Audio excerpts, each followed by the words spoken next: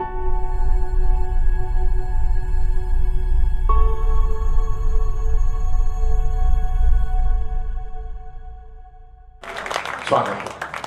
आप सभी को प्रणाम करता हूं जी। बहुत बेहतरीन कवि सम्मेलन संस्कार भारती का आप लोग सुन रहे हैं और जब जब भी प्रेम प्यार की बातें हुई तो बुजुर्गों के संस्कार मुझे दिखे। मैं ठीक है, सबको कर दिया काम तुमने। सैनिक साहब निकल गए ना अभी कहाँ निकले, अभी तो शतक मार के जाएंगे, अभी थोड़े निकलेंगे। एक बार तालियां बजाइए, मैं शुरू करता हूँ। हाँ बेटा,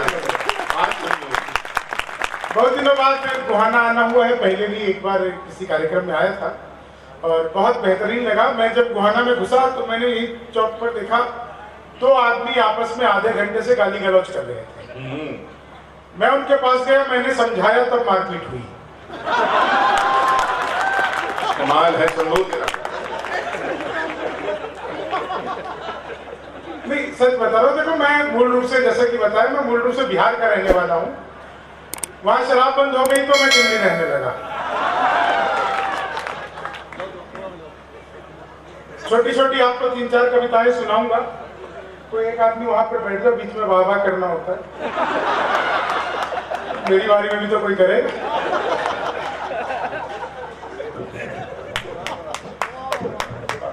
चलिए, तो मैं आपको सच बता रहा हूँ, बहुत बढ़िया आप लोग सुन रहे हैं। बहुत ज्यादा समय मैं नहीं लूंगा आप लोगों का, बस आप लोगों को छोटी छोटी कुछ कविताएं सुनाऊंगा, आपको आनंदित आएगा।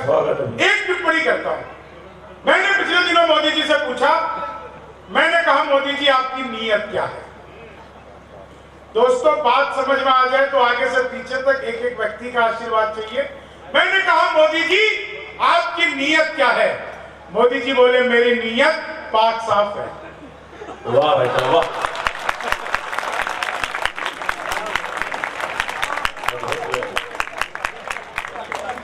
तो हमारे मोदी जी बिल्कुल पाक साफ ही है। वो एक आ गया पिछले दिनों, मुझे बोला यार जब से मोदी आए ना देश 500 साल पीछे चला गया। मैंने कहा योगी को आने में त्रेता युग में ले जाए।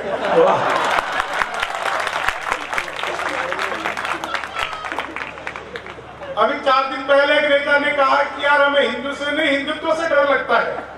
मैंने कहा चिंता मत करो, हमारे देश में नंगत्व भी है। और हरियाणा में पता चलना चाहिए जातत्व ज्यादा भयंकर होता है। एक बार जब जाग जाए तो अच्छे हिसाब किताब बराबर कर देता है। मैं 4 लाइन आपको सुनाऊंगा, बस आप लोगों को आनंद आना शुरू हो जाएगा। आप लोग बस ऐसे ही धीरे धीरे आनंद लेते रहेंगे। 4 लाइन पहली सुनिए, बस इसके बाद मैं कोई बातचीत नहीं करूंगा, सीधे सीधे आपको कविताएं सुनाऊंगा। 4 लाइन सुनिए। अच्छा, हमारे माननीय मोदी जी पिछले दिनों बाइडेन को उन्होंने क्या कहा कि भूली हुई बिसरी हुई कहानी बनाता, भूली हुई बिसरी हुई कहानी बनाता, अरमान दिल के सारे पानी पानी बनाता। मिलकर के बाइडेन से मोदी ने ये कहा, भारत में होते तुम तो आडवाणी बनाता।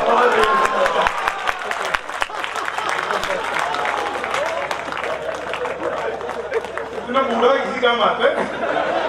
भारत में होते तुम तो आडवाणी बनाता। 4 लाइन और सुनिए, उन 4 लाइनों में आपको और ज्यादा मजा आएगा।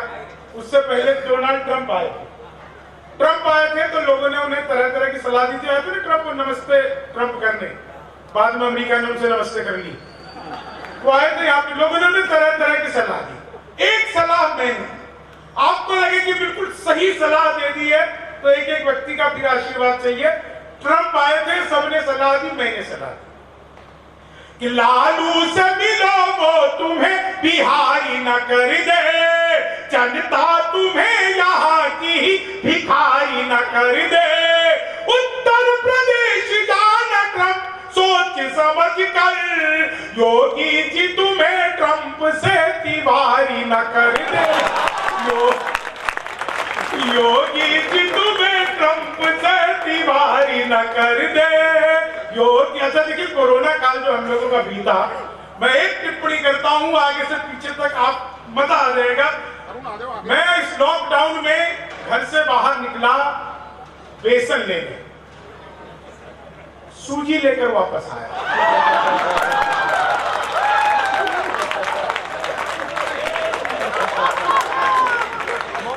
मजा आ रहा तो सब मिलकर ताली बजाओ। पुलिस सैनिटाइजर डंडे लेकर इंतजार कर रही थी। मैं सच बता रहा हूं, जहां जाओ वही सैनिटाइजर। मैं तो मंदिर गया, वहां भी सैनिटाइजर। चंद्रामृत समझ कर छाट दिया। एल्कोहल का टेस्ट आया। मैंने कहा 2-4 बार और को। बोले भैया बिहारी हो क्या?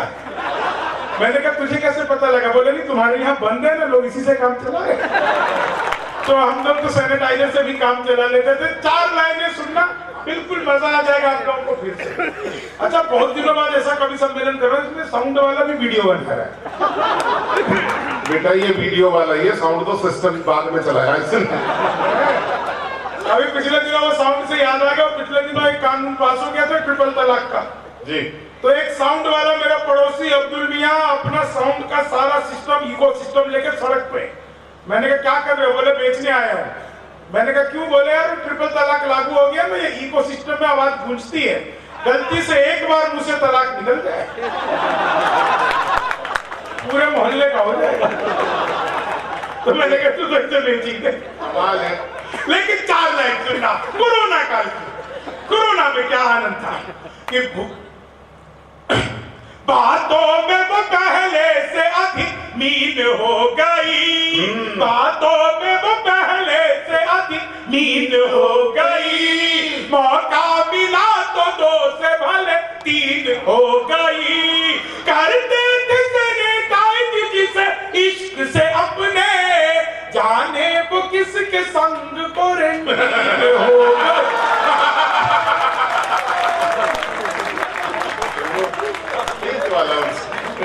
जाने वो किसके संग क्वारंटीन हो गई। निकलिए बस उससे बाहर। भगवान मेरा साथ आप यूं भी निभाना, किस्मत के खेल में मुझे ऐसे भी जिताना। राहुल की तरह चाहे बीत जाए जवानी, लेकिन बुढ़ापे में अनूप जलोटा बनाना। लेकिन बुढ़ापे में अनूप जलोटा बनाना। एक 4 लाइनें और सुनिएगा। पहली बार इसी मंच पर सुना रहा हूं, देखता हूं आप लोगों को कितना आनंद आता है। मैंने जैसा आपको बताया, मैं आजकल दिल्ली रहता हूं। दिल्ली में अभी पिछले दिनों 4 घंटे बारिश हुई। पूरी दिल्ली में साहब ऐसा आ गया जैसे कि स्विमिंग पूल हो गई हो। मैंने 4 लाइनें, मैं तो पहली बार सुना रहा हूं, बिल्कुल आनंद लीजिएगा। दिल्ली स्विमिंग पूल क्या हुई कि कैसी ये देश की है राजधानी हो गई। भूली हुई बिसरी हुई कहानी हो गई। दिल्ली की सड़क कह रही है केजरीवाल से, सैया ने देखा ऐसे पानी पानी। सैया ने देखा ऐसे पानी पानी हो गई। बहुत सारी महिलाएं मेकअप के हिसाब से थोड़ा थोड़ा हंस रही हैं। उसमें इनकी कोई गलती नहीं है, ब्यूटी पार्लर वाली समझा के भेज रही है। बहन जी ज्यादा मुंह फाड़ के हंसोगी तो चेहरे के पीओपी की कोई गारंटी नहीं। लेकिन आप फिर भी ये रिस्क उठा रहे हैं। मैं 4 लाइनें आपको और सुनाता हूँ भाई साहब, बिल्कुल आनंद की लाइन कि तुम तोड़ो वादा और हम निभाते रहेंगे। नाराजगी ऐसे भी हम जताते रहेंगे। जब तक नहीं आते हैं 15 लाख खाते में, तब तक तुम्हें मोदी जी हम जिताते रहे। तब तक तुम्हें मोबाइल बाहर जाए तो कौन देगा? तब तक तुम्हें मोदी जी हम जिता। ख्वाबों में तेरे रंग कोई पिंक नहीं है, और पास तेरे अपनी कोई थिंक नहीं है। राहुल को लगी ठंड तो मोदी ने ये कहा, आधार से रजाई तेरी लिंक नहीं है। आधार से रजाई तेरी लिंक नहीं है। आधार से। तो पिछले दिनों मोदी जी आए थे ना, आप लोग को याद हो, 8 नवंबर को। भाई और बहनों, आज रात 12 बजे के बाद 1000 और 500 के पुराने लीगल टेंडर नहीं रहे। इतना सुनते ही पति बड़ा खुश, उसे आज भी उम्मीद है मोदी जी किसी दिन रात को 8 बजे आएंगे। मित्रों, आज रात 12 बजे के बाद आपकी पुरानी शादियां लीगल टेंडर नहीं रहेंगी। संस्कार भारती के सबसे बड़े पदाधिकारी ने यह बात उच्च स्वर में यहाँ पर कह करके सदन में इस बात को पारित किया है। उछल उछल करके ताली बजा रहे, हाथ खड़ा कर रहे हैं। भाई साहब मत भूलिए वो मोदी जी हैं। 1000 रुपए का लेकर 2000 का लौटाया। आप 40 साल की जमा करवाने जाओ, 80 साल की थमा देंगे, बीवी लेके जाओगे, दादी लेके लौटोगे। तो अपना तो देशी अद्भुत है साहब, कमाल होता रहता है। मोदी जी ने शुरू कर दिया डिजिटल इंडिया। मैंने अखबार में विज्ञापन देखा, घर बैठे मिठाई मंगवाइए। मैंने कहा पिज्जा बर्गर तो खूब मंगाया, मिठाई कैसे मंगवाएंगे? तो मैंने अखबार में दिए हुए नंबर पर कॉल किया तो मोदी जी का नाम लिया तो उनके विरोधी यहाँ पे आ गए। आओ भाई कैसे हो तुम? देखा नहीं आपने? मैं वहां क्यों देखूं जब मैं इधर देख रहा हूँ। एक रात में एक ही देख रहा है बेटा, बस आज का तो हो गया ये, समझ लो आप। भैरव के दर्शन किस्मत वालों को ही होते हैं बेटा। मैं तो तेरे भी भैरव समझ के करता हूँ। जी, तो भैरव को चढ़ाना भी पड़ता है कुछ। मैंने तुझे स्टेज पर चढ़ा दिया।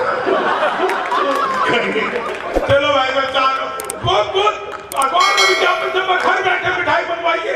मैंने कहा पिज्जा बर्गर तो खूब मंगाया, मिठाई कैसे बनवाएंगे? तो मैंने अखबार में दिए नंबर पर कॉल किया। उधर से डिजिटल इंडिया शुरू हो गया। नमस्कार, अग्रवाल स्वीट कॉर्नर पर आपका हार्दिक स्वागत है। मिठाई लेने के लिए 1 दवाइए, चाट पापड़ी के लिए 2 दवाइए, गसक नमकीन के लिए 3 दवाइए। मुझे मिठाई चाहिए थी, मैंने 1 दवा दिया। बोले लड्डू लेने के लिए 1 दवाइए, बर्फी लेने के लिए 2 दवाइए, कलाकंद लेने के लिए 3 दवाइए, जलेबी लेने के लिए 4 दवाइए। मुझे लड्डू चाहिए था, मैंने फिर 1 दवा दिया। बेसन के लड्डू लेने के लिए 1 दवाइए, मोतीचूर के लड्डू लेने के लिए 2 दवाइए, गोंद के लड्डू लेने के लिए 3 दवाइए, तिल के लड्डू लेने के लिए 4 दवाइए। मुझे बेसन का चाहिए था, मैंने फिर 1 दवा दिया। 1 किलो लेने के लिए 1 दवाइए, 2 किलो लेने के लिए 2 दवाइए, 3 किलो लेने के लिए 3 दवाइए, 100 किलो लेने के लिए 4 दवाइए। वो 1 दवा ना था, गलती से 4 दवाइए। मैंने कहा तो गड़बड़ हो गई, फंस गए।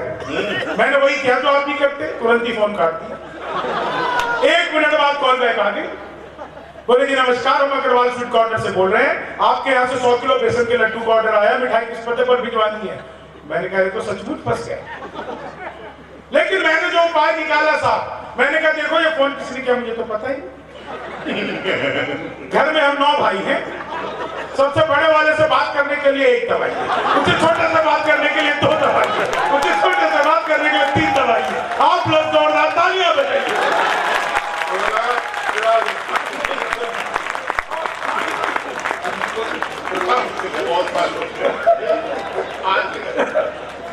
सुनो 4 महीने और आनंद। अब आप लोग क्या आनंदित हो रहे? 4 महीने बिल्कुल आपको सुनाता हूँ, आपको मजा ही आ जाएगा साहब। उत्तर प्रदेश में जब योगी बाबा की सरकार बनी तो पहला काम किया एंटी रोमियो। जैसे जूलियट की कोई गलती ना, तो आधार कार्ड मिलवा के पीटे जा रहे थे उत्तर प्रदेश की सड़कों पर। योगी बाबा से पहले उत्तर प्रदेश में स्थिति यह थी कि कोई लड़की घर से बाहर निकले तो माँ बाप 4-5 घंटे निश्चिंत रहते थे, पूछते ही नहीं थे। अब हालत ये हो गई कि कोई लड़का घर से बाहर निकले, माँ बाप हर 15-20 मिनट में पूछते रहते हैं बेटा किसी स्कूल कॉलेज के बाहर मुर्गा तो नहीं बना। एंटी रोमियो उत्तर प्रदेश योगी जी और 4 लाइनें कि जुल्फों में उंगलियों को पिराने नहीं देते, जुल्फों में उंगलियों को पिराने नहीं देते, कलियों के पास भंवरे को जाने नहीं देते। इतनी सी शिकायत है हमें योगी आपसे, खुद से न बटी हमको बताने नहीं देते, खुद से न बटी हमको बताने नहीं देते। चीनी को जमा करके फिर से गन्ना बना दूं। मैं तो अद्भुत कभी क्लास में जहाँ पर गया, बोले कौन बेवकूफ है, खड़ा हो गया तो वहीं खड़ा हो गया। बोले तुम बेवकूफ हो। मैंने कहा नहीं सर आप अकेले खड़े अच्छे नहीं लगते। चीनी को जमा करके फिर से संस्कृत का अध्यापक आ गए। बोले तमसो माँ ज्योतिर्गमय का हिंदी में अनुवाद करो। मैंने किया। माँ तू सो जा, मैं ज्योति के पास जा रहा हूँ।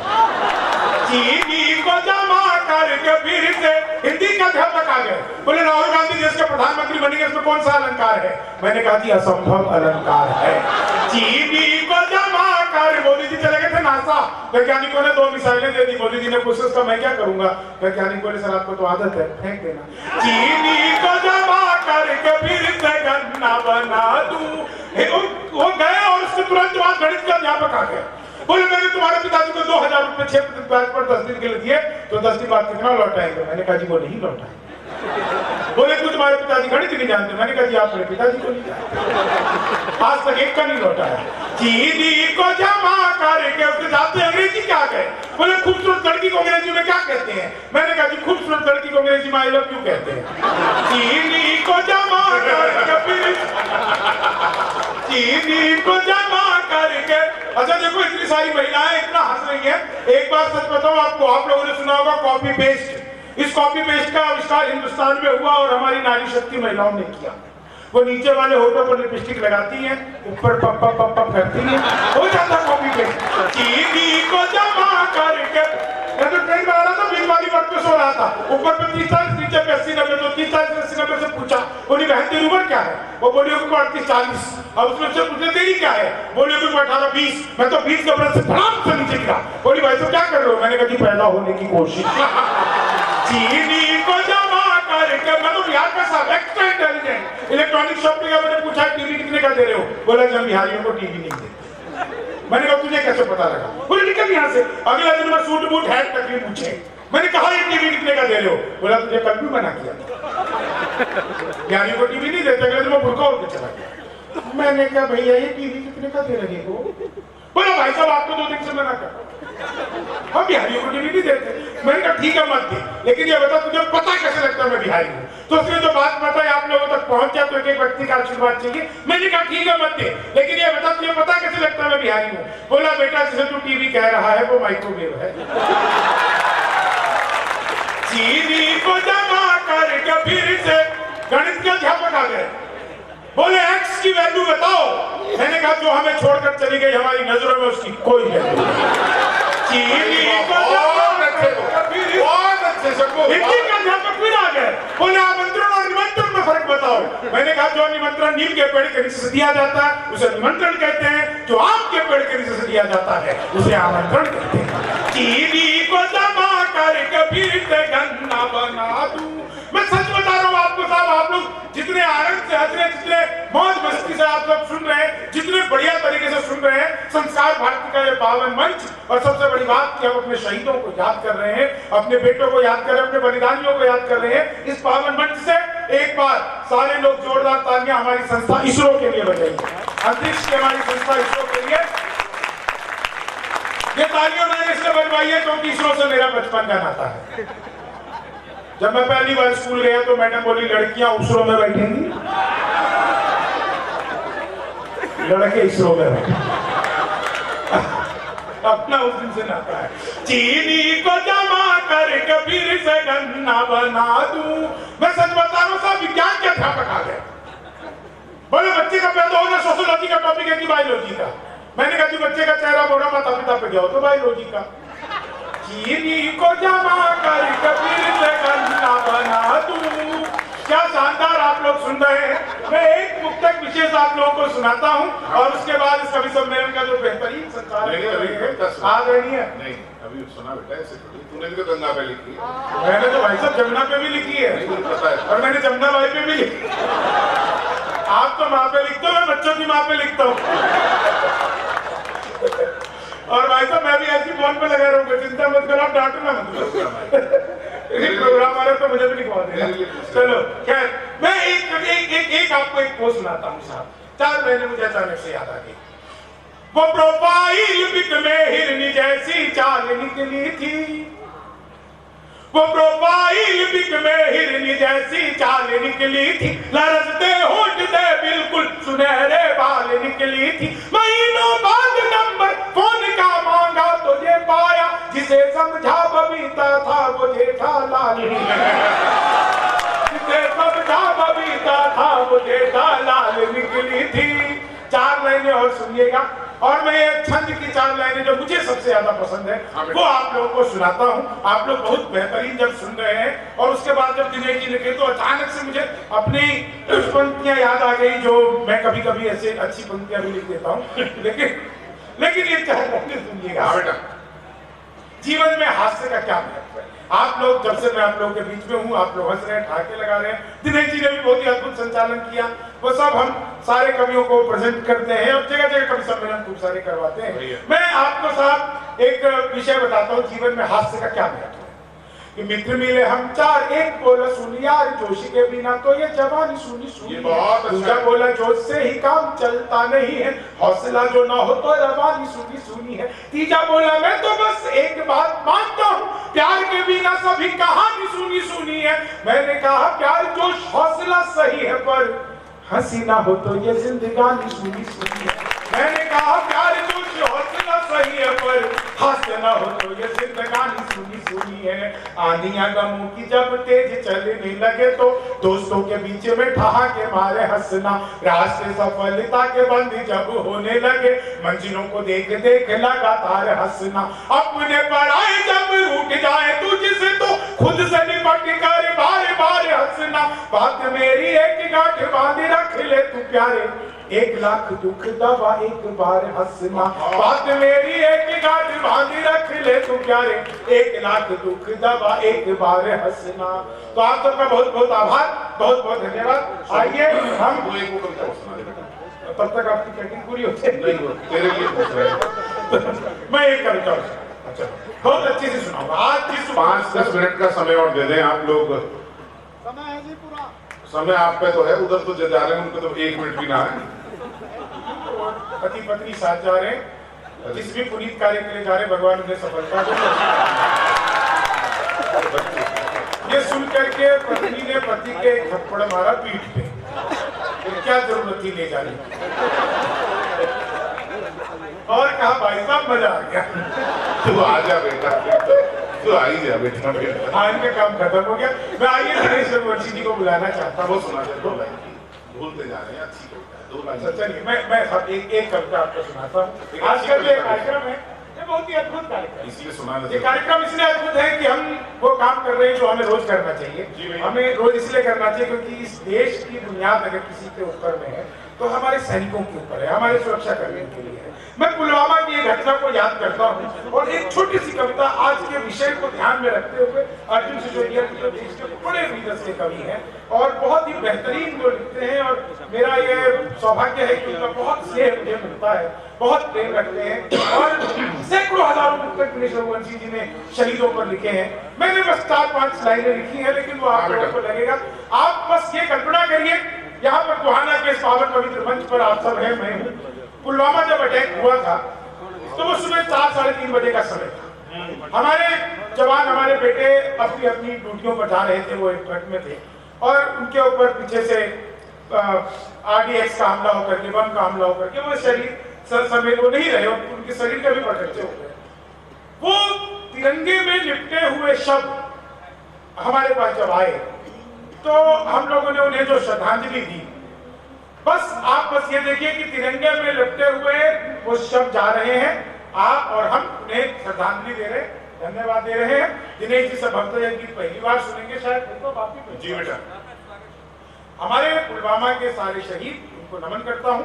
वो तिरंगे में लिपटे हुए उनके शब्द आप और हम, ईशान से गुजर रहे हो तुम तिरंगा ओढ़ के, शान से गुजर रहे हो तुम तिरंगा ओढ़ के, वीरता के चित्र पर नए निशान छोड़ के, शान से गुजर रहे हो तुम तिरंगा ओढ़ के, वीरता के चित्र पर नए निशान छोड़ के, शान से गुजर रहे हो तुम तिरंगा ओढ़ के। और पुलवामा में जो हुआ था कि सामने से सामना अगर जो होता आपका, शत्रु देख लेता शौर सिंह के दहाड़ का, कायरों की भांति वो गया है बम फोड़ के, शान से गुजर रहे हो तुम तिरंगा के चित्र पर नए निशान छोड़ के। अंतिम 2 लाइनें आप सब बस एक कल्पना करिएगा, हमारे बेटे शहीद होकर जब ऊपर स्वर्ग लोक में गए तो वहां पर क्या नजारा था। मैंने कुछ अलग सा कहने की कोशिश की। भाई साहब भैया स्वागत। वहां पर क्या हुआ जब वो स्वर्ग लोक पहुंचे। शान से गुजर रहे हो तुम तिरंगा ओढ़ के, उस जहां में तुमको मिलेंगे भगत सुभाष भी। उस जहां में तुमको मिलेंगे भगत सुभाष भी। खुदीराम और आजाद होंगे आस पास ही। खुदीराम और आजाद होंगे आस पास ही। कहना उनसे आए हो तुम, कहना उनसे आए हो तुम, हिंद पूरा जोड़ के। कहना उनसे आए हो तुम, हिंद पूरा जोड़ के। वीरता के चित्र पर नए निशान छोड़ के। शान से गुजर रहे हो तुम तिरंगा ओढ़ के। आइए अब ये माइक मैं उन्हें सौंपता हूँ जिनके लिए यह पूरी शाम भक्त सजाई गई है। उन्होंने हजारों पुस्तक लिखे हैं, उनके लिए कुछ भी कहना बहुत ही कम होगा। आइए बिना किसी अतिरिक्त भूमिका के, आपके हरियाणा के ही रहने वाले जो फरीदाबाद में रहते हैं, और हम इन्हें हरियाणा का सांस्कृतिक राजदूत भी कहते हैं क्योंकि उन्होंने साहित्य की नगरी में हरियाणा के जिस औद्योगिक को, जहाँ पर एग्रीकल्चर की एक परंपरा रही है, वहां पर साहित्य को उन्होंने स्थापित किया है। आप जोरदार तालियां बजाइए दिनेश रघुवंशी।